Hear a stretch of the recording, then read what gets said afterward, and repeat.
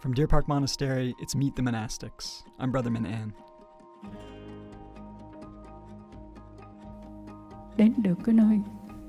The aspiration of a monk or a nun is that we have to arrive to the most peaceful place, the happiest place in ourselves. And there's only the daily practice. The daily practice only helps us to arrive to that place, that aspiration. It's the daily practice of each person. If each one of us do our best and lessen our hate, our love, our attachment, our anger, we let go of them day by day, then we can see we can love everybody. Each week I interview a different monastic about their journey to monastic life and what inspires them now. Today, my conversation with Sister Trung Chinh, also known as Sister Abbess, the eldest nun at Deer Park. She was ordained when she was 15 years old in 1973 in Vietnam, and met Thay, our teacher, Zen Master Thich Nhat Hanh, in 1982. 2 years later, she received a letter from Thay asking her to come to Plum Village, but she was engaged with taking care of a temple in Australia where she had escaped to from Vietnam during the war.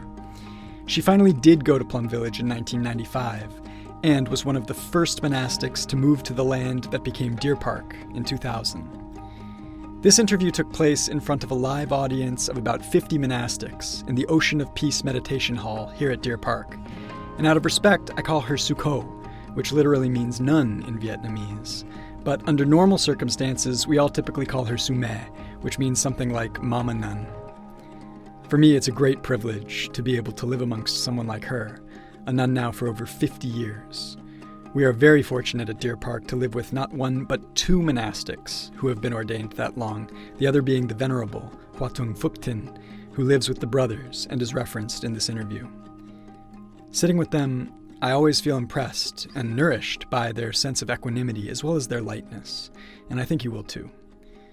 Sister Abbess doesn't speak much English, and this interview was conducted with live translation by Sister Dang Nhiem, whose voice you'll be hearing for the majority of today's episode. Here's the interview.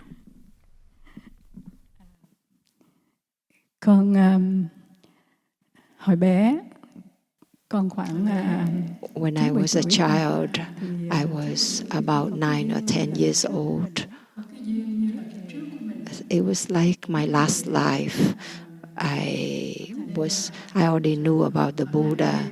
So in my country home, there was no temple, but there was this Buddhist practitioner, and that person established an altar. And in that small village, each night, so I had my grandmother. My grandmother used to take me to that house and practice prostration. And I didn't know anything. I just prostrated. I just sat quietly and listened to the sutra. I didn't know anything, but I felt, oh, there's the Buddha. I was just a child. I just touched the earth like everybody else.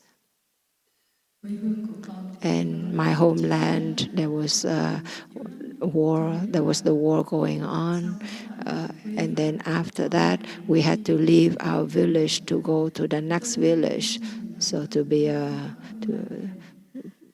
So we couldn't stay in our Plum Village, in our village anymore. And I was about 10 years old then. And I had an auntie who was in Saigon, and she said she was living alone in Saigon. And she asked my parents permission to have me go live with her.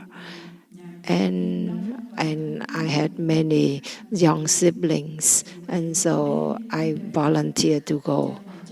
My parents gave me the permission to go, and at that time, I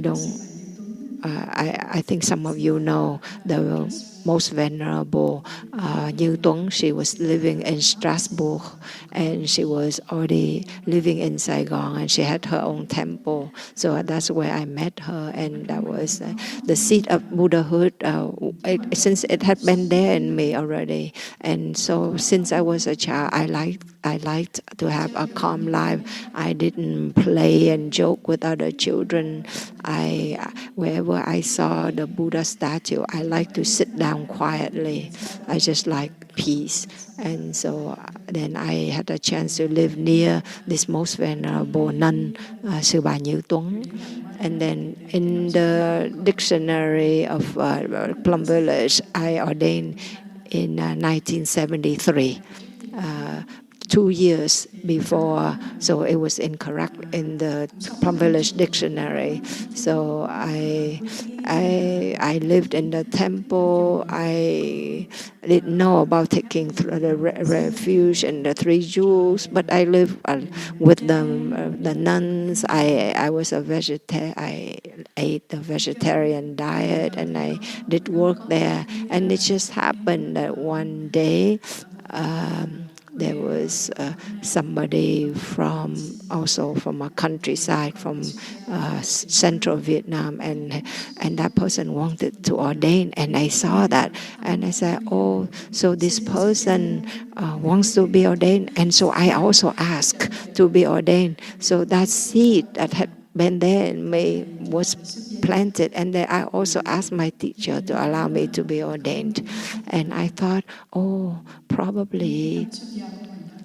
So I just felt this mind of love of the path. This love for the path had always been there in me, and so this person came in, and I wanted to do the same thing, and the teacher allowed me, and because I had been living in the temple, so I was an elder sister to her.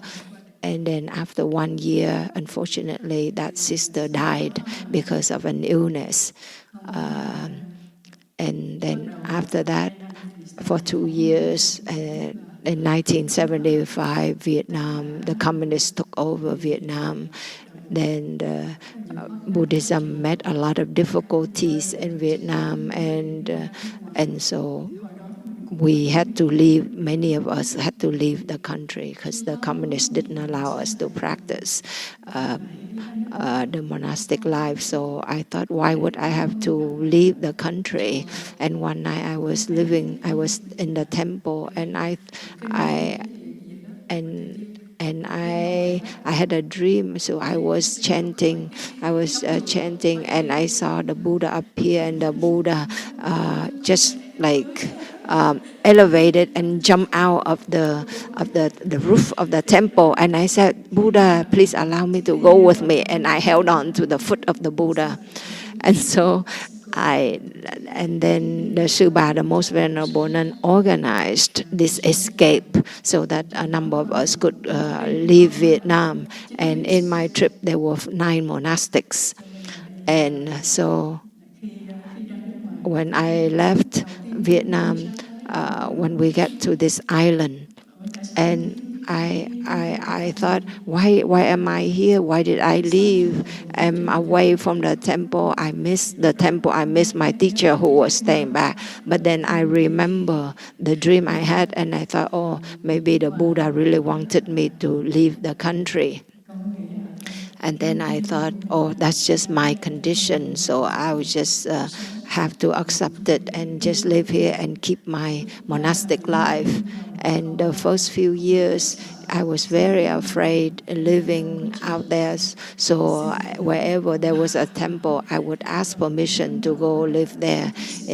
So I was living in Switzerland, and there was not a temple yet. And so the most venerable nun also didn't have the temple yet. So I went to Temple Linh Sơn, and I was very happy to go there and ask permission to live there. I didn't want to live out there in the world to get a degree or to learn a language. I was very afraid that I would lose my path. So I just hung on to the temple wherever I could, whenever I could. That's why my English is very poor now, because I didn't study outside at all. And then I stay in a temple in Paris, and that's when I met Thay a few times. And at, and I moved to Australia, and then I went to Plum Village, and Thay kept me there. And I see that on my path, I am very lucky. I didn't know much, but I was fortunate to have met great teachers. Like when I was in Paris, I met the Dalai Lama, and to touch the earth before him. And I went to Australia, I also met the Dalai Lama. I went to India, I also met the Dalai Lama. So I just feel my exposure to the great, the venerable teachers really give me a lot of energy. And I feel that I have teachers that and I also met the most venerable Huyền Vi, who also passed away already. And then our teacher of Plum Village, I learned from him. And then I also learned from Bamboo Forest Master, Venerable Trúc Lâm. And I also met him several times in Thường Kiêu. So I have 3 great teachers that I was able to learn directly from. And thanks to their merits that I'm still a nun to this day. And I'm also blessed to have met the great teachers. And then I went to Thailand. I also met the teachers there, and each monk that I met, I also touched the earth before them. So I see my path is very simple, how I became a nun, and there was no difficulty or anything. So there are young siblings who come to me, did you have difficulties after you ordained this and that force that pull you? And I said, no, it's all peaceful. We've been hearing throughout your sharing several times that you've met all these amazing teachers, and you've had experiences in several different traditions besides Plum Village. And I'm wondering, what do you think that Thay saw in you to keep asking you to come back to Plum Village and be so insistent? He really strongly encouraged you to stay in the Plum Village Sangha.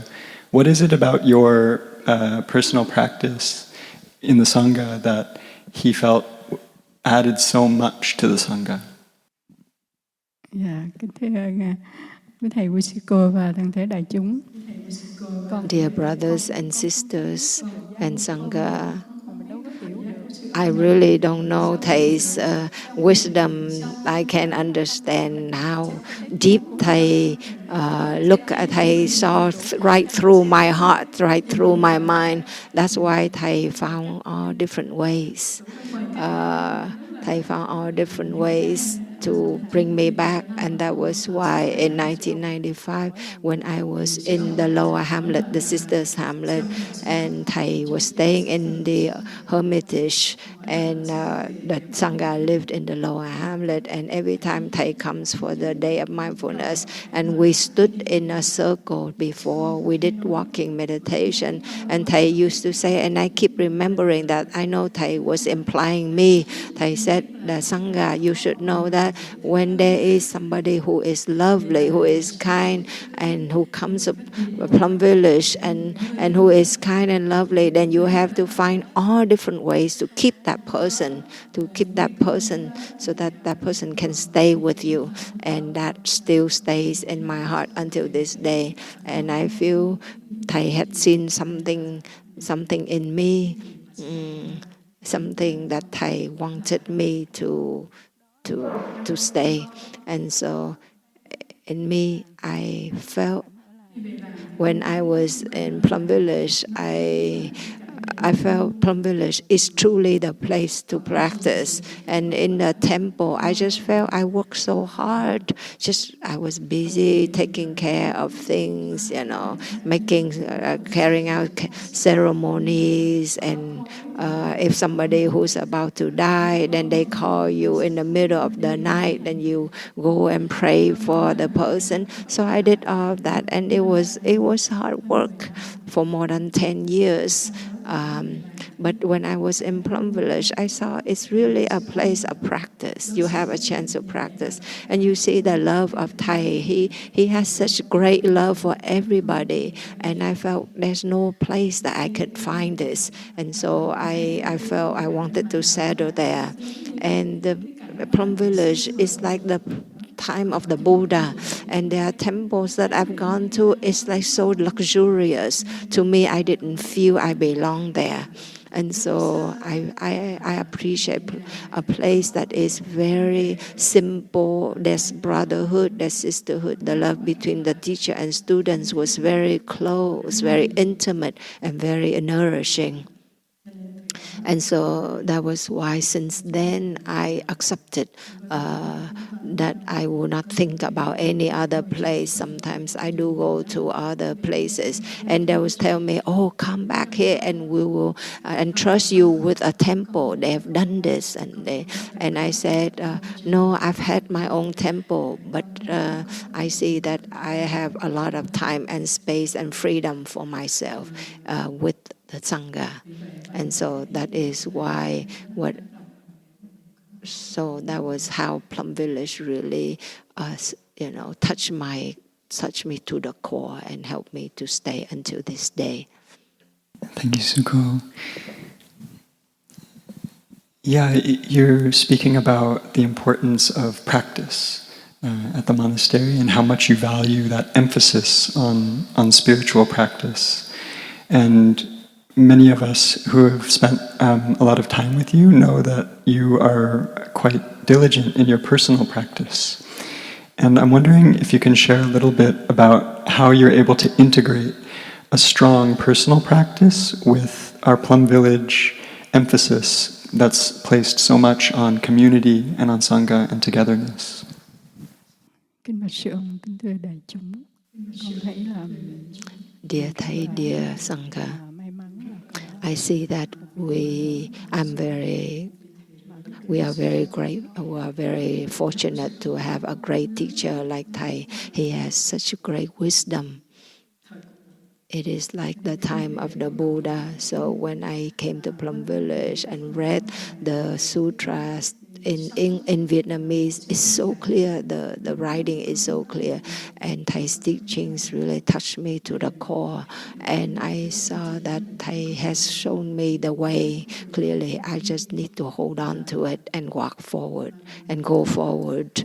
And so I just practice accordingly to Thay's teachings. There are times when I have difficulties, but then Thay's way of teaching have helped me to overcome my difficulties and to come back. I come back to myself, because in me there's a source of peace and happiness, and that can help me to overcome difficulties. And that is why I feel very fortunate. And I can be in touch with Thay's teachings and the Dharma doors of Plum Village, and that's what I have practiced regularly every day with the Sangha. There are times when I have to be more diligent, because I see that the deeper we go into the practice, we can touch the peace. Then I want to be in that peace in more and more.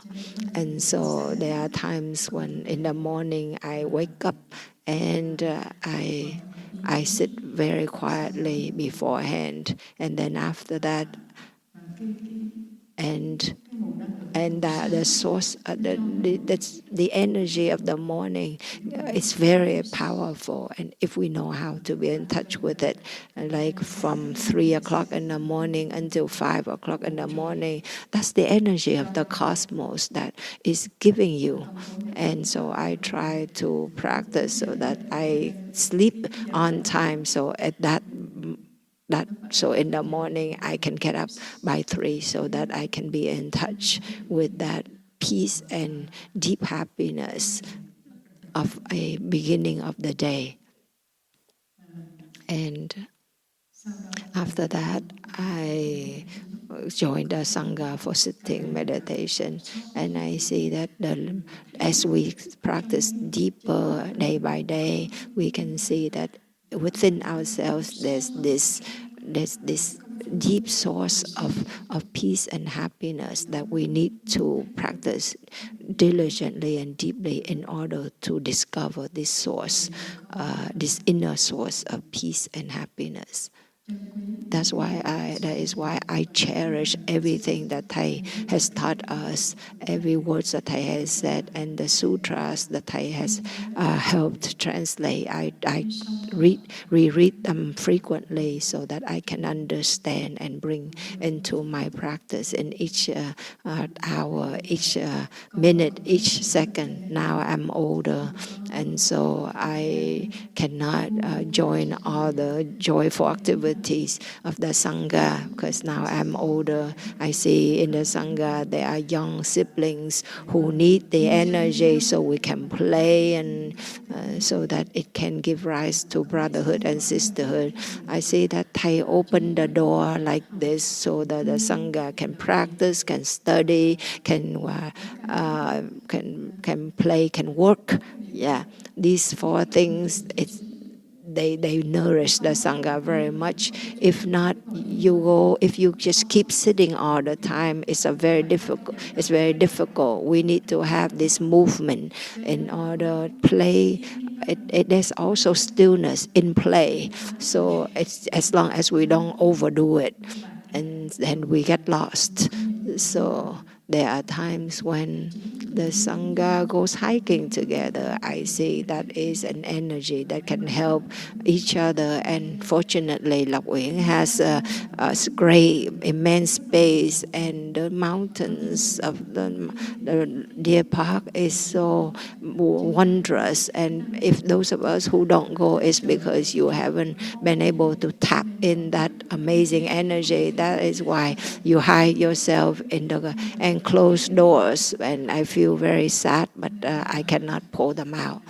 And so there are times like this morning when we sat outdoor and the whole universe is encircling us, is embracing us, and other centers I've been to, and they say it's really best in Deer Park. We have the most land, the most space, and if we don't know how to be in touch with all this, then it will be a pity. This spacious space and this immense universe to be in touch so that it can be nourish us from deep within. So whatever Thay that has left us, from the small practices to the greater practices, it's an insight from Thay. I see we have been a little bit more negligent, especially like the chanting. And then I see that Thay has translated all these sutras. It's so deep.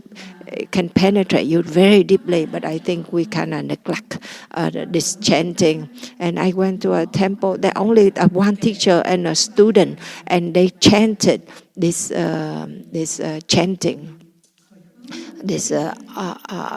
And they chanted only 2, I think, and they chanted in English. And I see that many places in Vietnam, they use Thay, the sutras that Thay, our teacher, has translated, and they use them.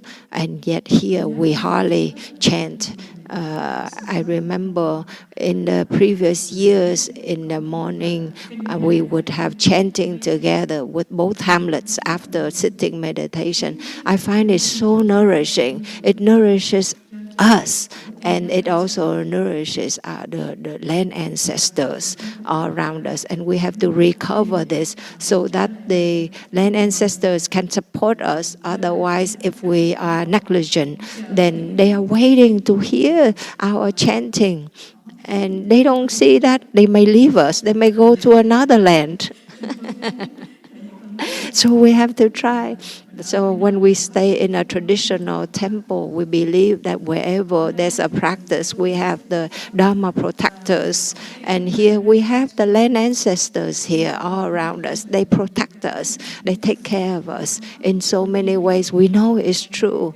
Like recently, I heard that in a retreat, and the scientist, the Buddha, the scientist, it was so hard. And I didn't come frequently, but I heard the Sangha share that if we didn't have the land ancestors, accident could happen. The wildfire can happen, and then our electricity was disconnected because it's such an old system that it can create fire, and yet we didn't have any problems at all. So we can feel their support and their protection. So in the sisters' hamlet, when there's any problem, I always say, okay, let us practice, perform a ceremony to make offering, and the chant is so powerful.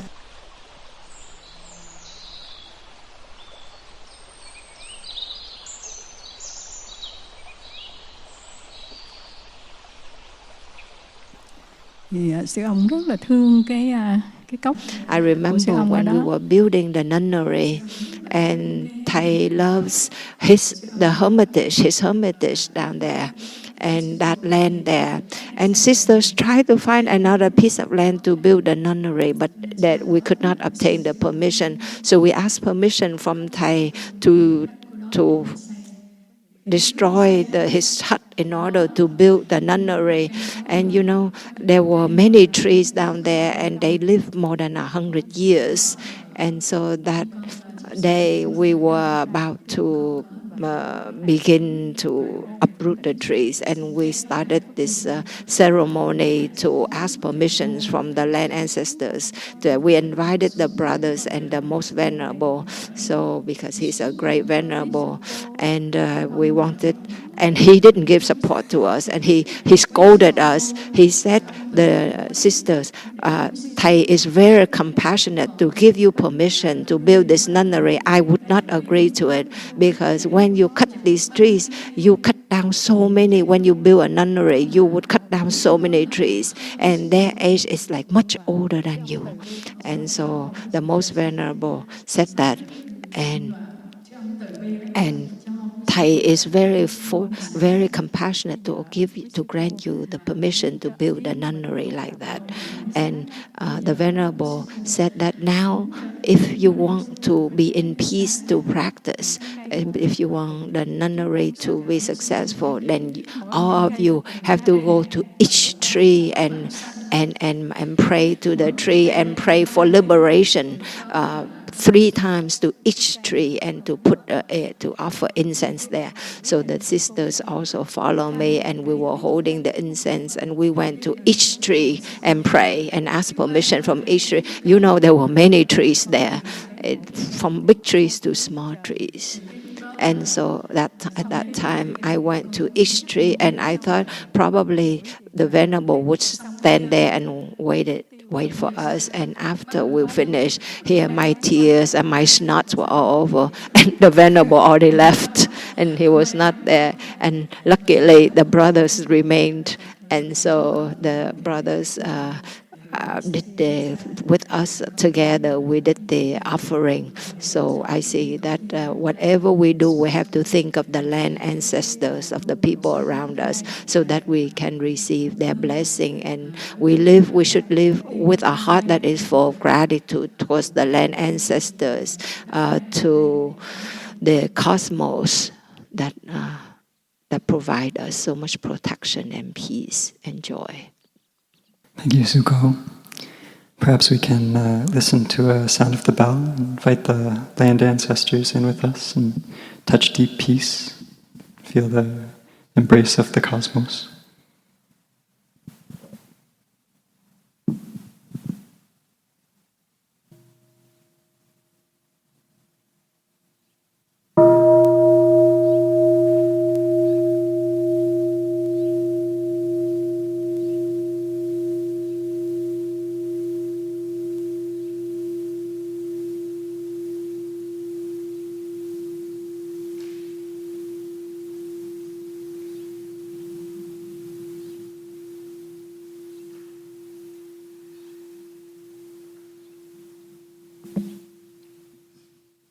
Xuất gia rồi cũng lâu nhưng rồi cũng gặp How những to take care of the những khó young khăn. siblings as well as the ones who have ordained already for a long time, and they still meet difficulties, encounter challenges.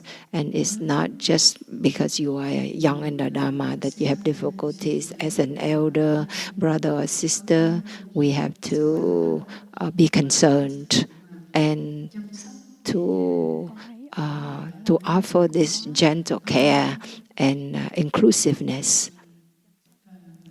And I see that in Plum Village, we have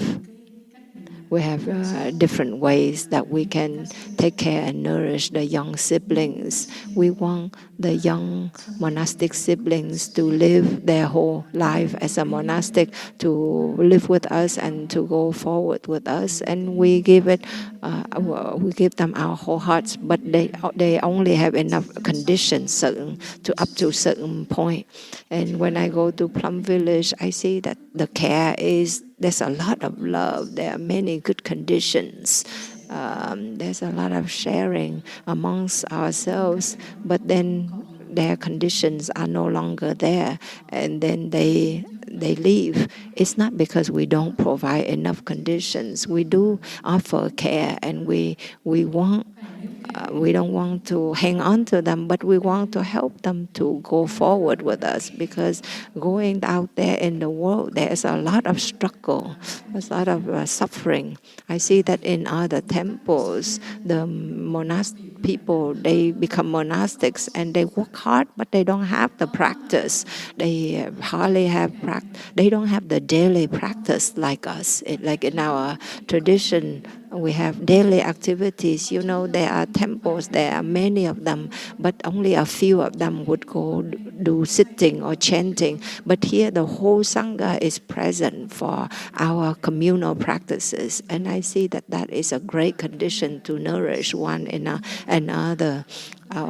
Like the most venerable gave us the recent Dharma talk for our monastics. We see that wherever there is the Dharma, then we stay. And here we have everything. The venerable emphasized we have all four things. We have the Dharma, we have a place to live, we have food, enough food to eat, and we have this practice, the daily practice. Then we hold on to the Sangha, then go forward. And whatever difficulties we may have, then we look to the elders to help us, to rescue us. Maybe that's just our karma in the past, or certain conditions that cause us certain difficulties. But I say that from all the temples in Vietnam or here, I see very clearly that in Plum Village, and people who come to us, they also say that we have practice, we have study, we have work, we have play, we have service to many people who come to us. And I see lay people, they come here, they live with us for just 1 week, and they cherish this. They can feel their own practice, and they can transform a lot. And yet they are not fortunate to stay longer. They go back to their home, and then out there they cannot continue. But here we're here for 24 hours a day. We can practice. We have daily practice. But whether we have very heavy karma or different difficulties, we can still overcome. But if we cut the conditions are not there for us anymore, then we leave, and the Sangha cannot do more than that. And so we see that we have all the conditions here, the things that we can practice. And if we continue our path, monastic path, that is our main thing, to come back to ourselves. Then the peace and happiness in us from the practice will help us to overcome any difficulties.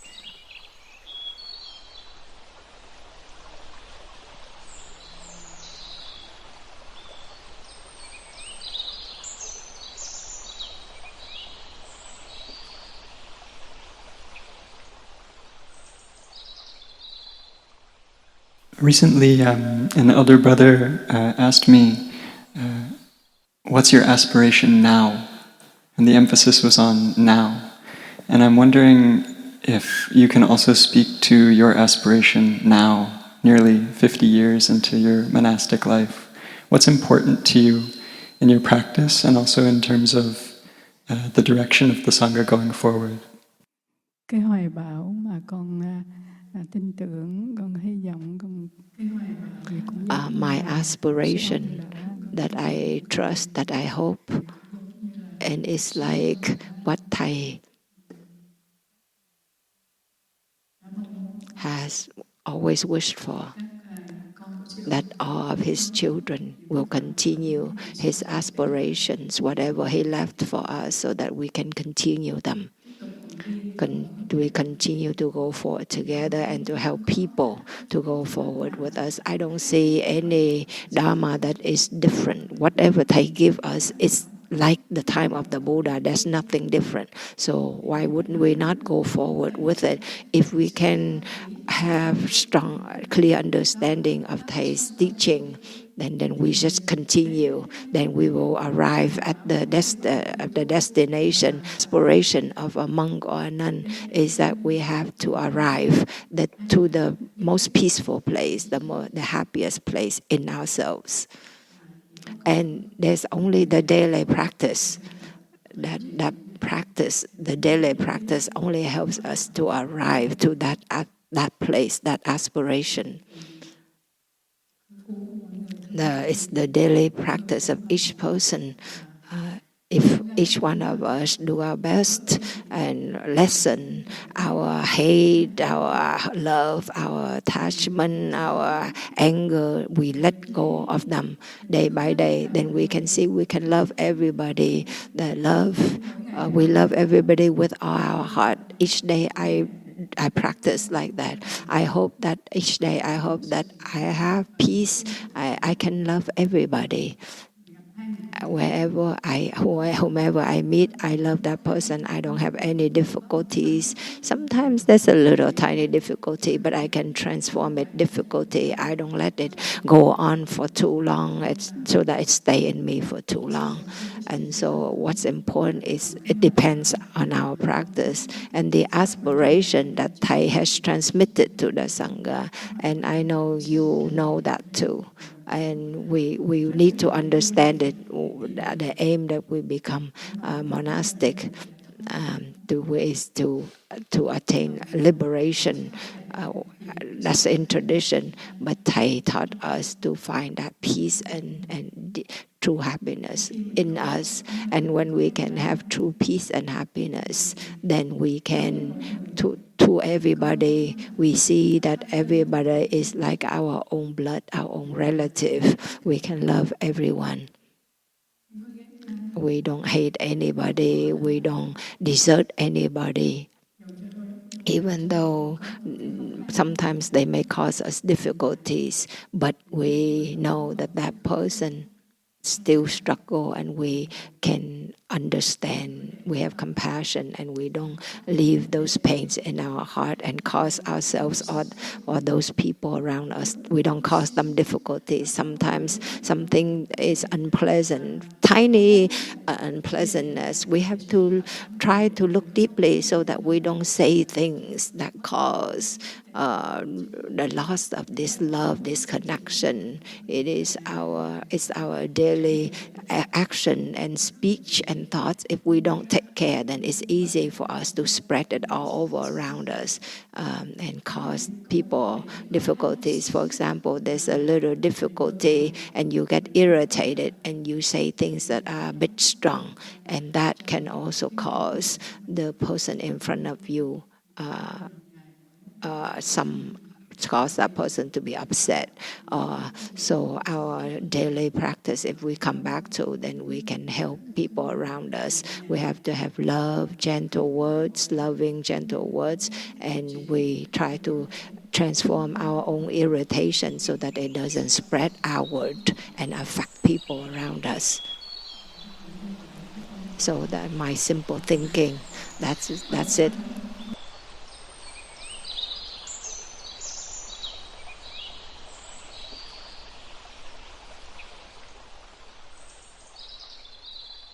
Thầy các sư cô, giống như con vừa rồi And con I cũng also hope that the brothers and sisters,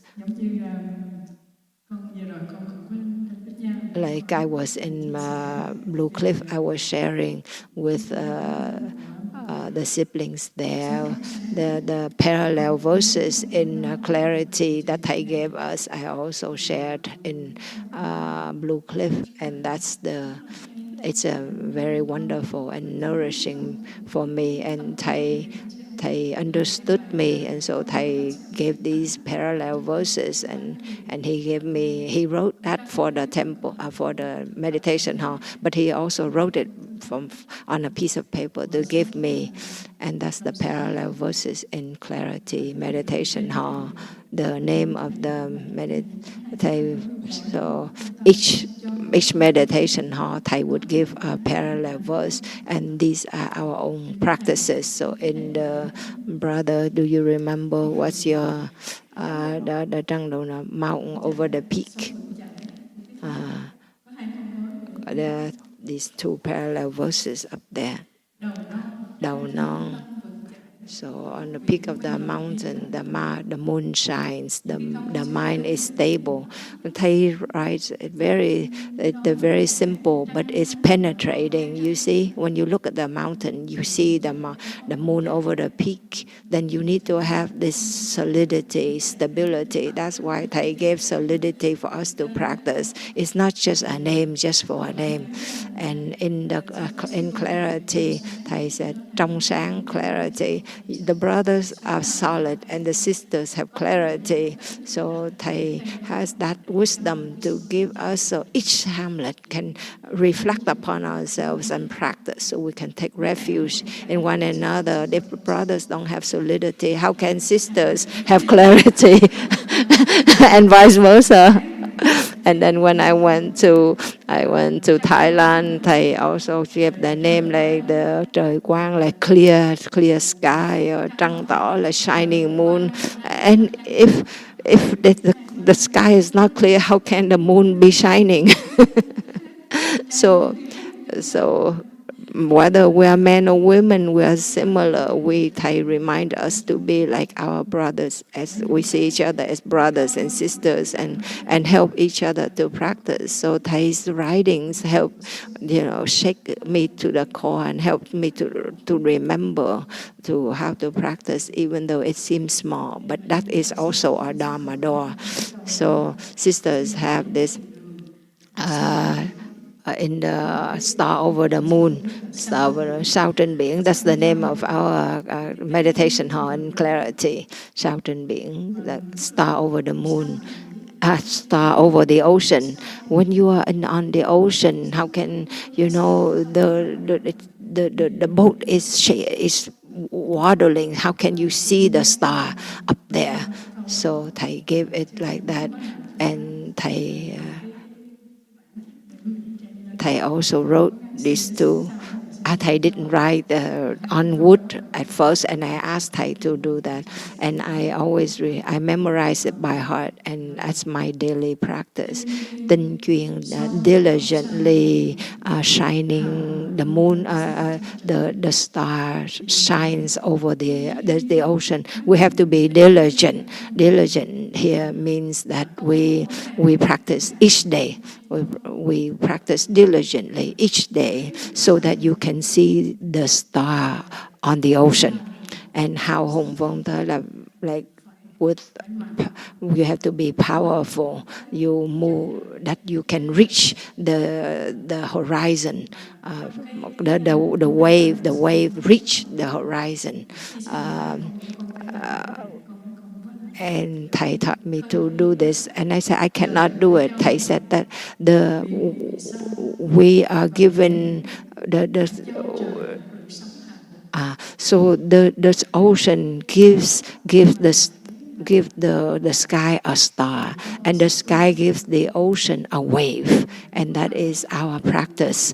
With the star and the wave, I don't think we need to learn that much. If you understand Thay's writings, these parallel verses, that's enough for you to practice the whole life. And so these calligraphy, these parallel verses, if we receive them into our hearts, then that is our daily practice. That's like an aspiration for us to direct ourselves and to go forward. So I just share from my own practice, and it's for each one of you. It's you have your own way, but so to me it's important we understand Thay's teachings, Thay's aspirations, so that we can also use that to go forward and transmit to the younger monastics. I see that this is the right Dharma door. When we truly practice, we touch peace and happiness right away. Lay friends, they come to us, but we are living right here, and if we don't have peace and happiness, we have too many difficulties, then there is something lacking. We are lacking our own practice. And so then if we want it to be successful, then we have to be more diligent in practicing with the Sangha. The Dharma is there. It's only us who may be negligent. Then when we reach our aspiration, then we repay gratitude to our teacher, to the patriarchs, and we can also transmit that to the younger generation.